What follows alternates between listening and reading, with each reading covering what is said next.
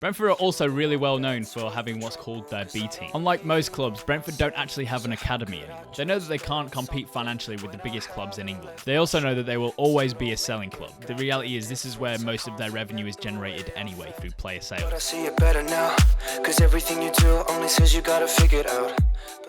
What's up guys, George Lyons here, welcome back to the Soccernomics YouTube channel and you're watching The Rounds. As usual guys, before we hit off today's episode, just going to let you know to hit that subscribe button if you are new. If you like football content, football finance, football economics, that sort of stuff, then this is the channel for you, so hit that subscribe button and continue watching. Right, so today's episode is obviously about Brentford Football Club, otherwise known as the Bees. I'm going to give you a brief overview of what Brentford is all about, what's been going on in the past 10 years or so, and also why you should be so excited about them this year and what they're doing so differently to other football clubs. This season is their first ever season in the Premier League, and so far they are defying all expectations. As this video is being filmed, Brentford are currently in the top half of the Premier League, albeit very early on in the season. However, they're not just getting results, they're also playing brave and confident and exciting football, with goals coming from all over the pitch with so many different goal scorers and different types of goals as well. I managed to get results such as wins against Arsenal and a draw against Liverpool as well. Brentford Football Club were founded in 1889 and are situated in West London. One of the smallest London clubs in the Football League, their biggest local rivals are Queen's Park Rangers, who have naturally been their superior. That all began to change, however, in 2012 when lifelong Brentford fan Matthew Benham bought the club. At the time, they were in League One, but in 2014, they earned promotion to the Championship, finishing in the top half of the Championship pretty much every single season since. They regularly competed for promotion to the Premier League every single season, despite selling their biggest assets every single year. And they finally reached promotion to the Premier League last season for the first time in 74 years to the top flight of the English Football League. So let's now go through the structure of the club. It's no secret that their owner Matthew Benham made his riches through the gambling and betting industry. I'm not really going to get into it because, let's be honest, you can see that in so many different videos about him. That's basically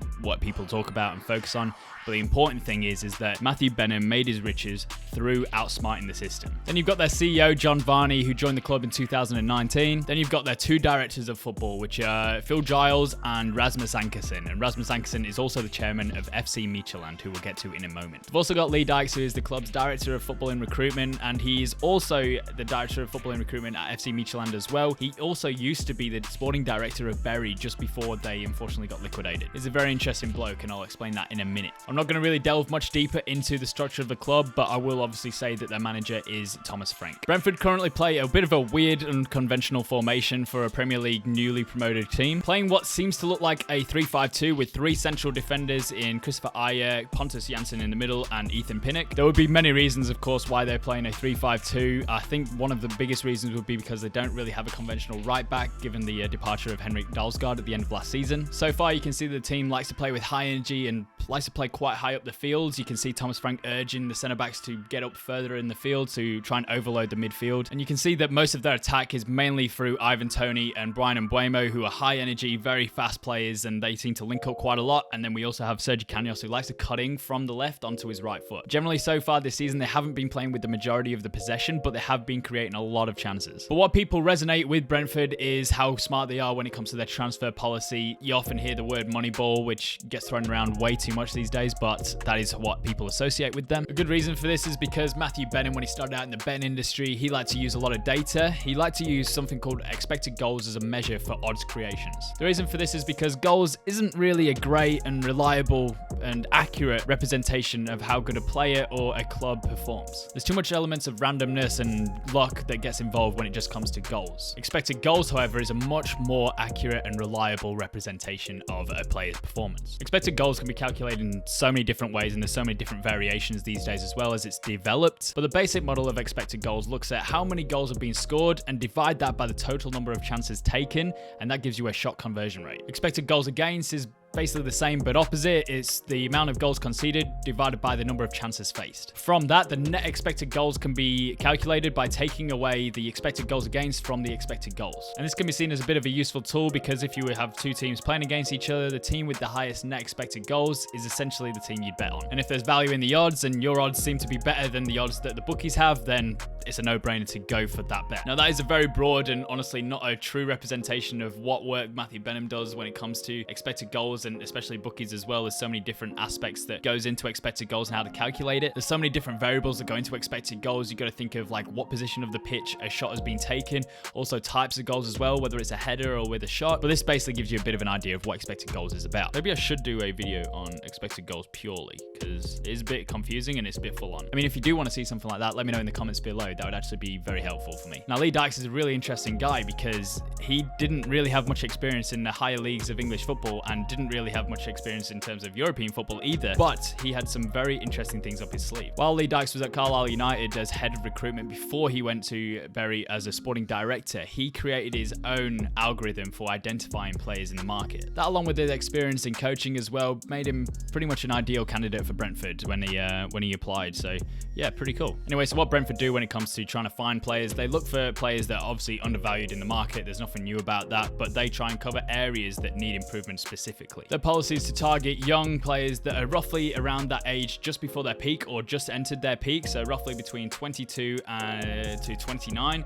24 and 29 is basically when a player is supposedly in his peak, with the hope that they can help them improve and also increase in value, so that if they were to sell them on, they'd sell them on for a big profit. But they don't just make sure that they buy heaps of young players, because experience is something that they really value. They try and make sure that there's the right balance within the squad of experience and youth, so that obviously the youth is something that they can work on and look towards their future, but experience is something that helps drive mentality and that winning composure. Brentford over the years have really refined their transfer policy, and you can see that they've really worked with the number of players that they have not only brought in, but also been able to pass on and sell on for huge profits. As I mentioned before, Brentford have some kind of like sister club in Denmark, FC Midtjylland, and that is actually a club that Matthew Benham also owns. Now, Midtjylland definitely is not a feeder club for Brentford. In fact, they see each other as basically equals in terms of ability. If you were to play against each other, the outcome could be anything. Although in this transfer window, Frank Onyeka moved from Midtjylland to Brentford. He's like a central midfielder. But Midtjylland are a very good team. They play in the Champions League quite regularly these days now, and yeah, they obviously have the same sort of transfer policy where it's very data driven. Now, another really important and quite interesting policy that Brentford have put in place is their 30+ 1 year deal rule. Pretty self-explanatory, but once a player of the age of 30's contract starts to come to an end, they will only then offer them 1 year contracts after that. Does sound pretty harsh, but this is just one of the values that Brentford have. They want to be able to try and focus on developing their future, and that obviously means making pathways for their youth. So players over the age of 30, they will only give him 1 year extensions. This was the situation with the departure of Henrik Dalsgaard, who was their right back last season. Even though he helped them get promotion to the Premier League, he was over the age of 30 and they gave him a 1 year extension offer, but he didn't want to take it. So he is now, I think he's at FC Midtjylland now actually. And Brentford actually only have 2 players above the age of 30. That is Pontus Jansson, who's 30 years old, and Matthias Zanker Jorgensen, who actually just came in this season. He's a bit of a exception to their transfer policy. They're really short at the back, so they brought him in, and I think he's like 31 as well. Now, this just shows how much trust they have for their youth players, and they want to give them the opportunities to try and make it into the first team as well. Brentford are also really well known for having what's called their B team. Unlike most clubs, Brentford don't actually have an academy anymore. In 2016, the Bees scrapped the academy system after evaluating the shortfalls and the costs that were involved in having an academy. They realized that things were happening to the club that really wasn't fair. They noticed that their youth players that they invested heavily of time and money into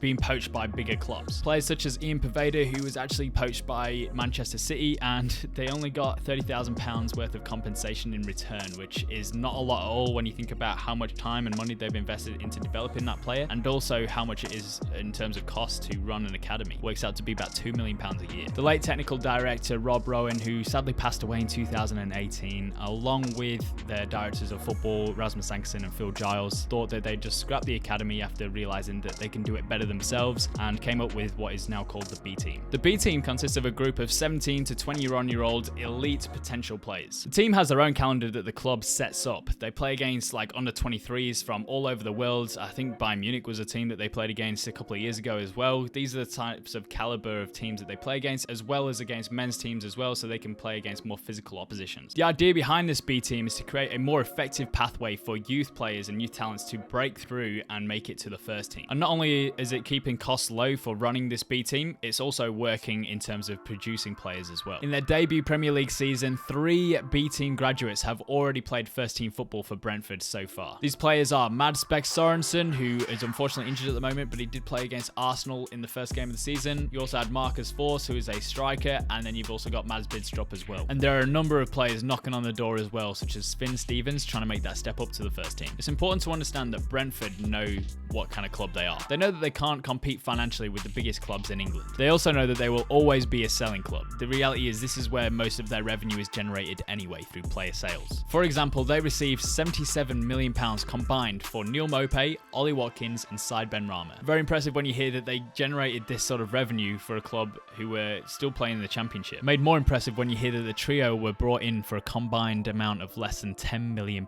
Like, that is an insane profit margin. The club know they can't outspend their rivals, so they must outthink them, and thinking is precisely what they do. They also care about the development of the club itself and what implications that has on them in the future. For example, the development and investment of building the Brentford Community Stadium, their new stadium that they're only in their second season playing in, helps making them an established and well-suited Premier League club. The stadium has state-of-the-art facilities that rivals that of some of the biggest clubs in England, and the atmosphere that you can hear in this Brentford Community Stadium is absolutely electric, something that's so exciting that is so suitable for the Premier League. The new stadium also helps improve matchday revenues, as the capacity from Griffin Park, which had 12,300 capacity, now to the Brentford Community Stadium, which has 17,500 capacity, obviously helps improve some generated revenues as well. Brentford as an area, a borough of London, has also seen and experienced a lot of development in recent times, and Brentford plays a big role in that as well. Brentford have not just come out of nowhere. This is a club that has strategically worked their way to the top over the past 9-10 years now. This is a very forward-thinking club and a breath of fresh air to the Premier League. And to be honest, I really wouldn't be surprised if Brentford start competing for Europe in, say, 3, 4, 5 years. Anyway, that's all I've got time for today, guys. I hope you enjoyed today's episode. If you did, be sure to leave a like button for us.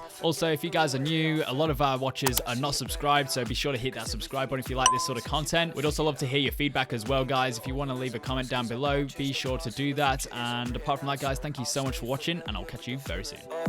Being a stranger to what we lost, I'll keep my guard down and hope it comes back around, cause I still just feel like you and I are gonna keep running in circles till we find out if all we need is each other, a space between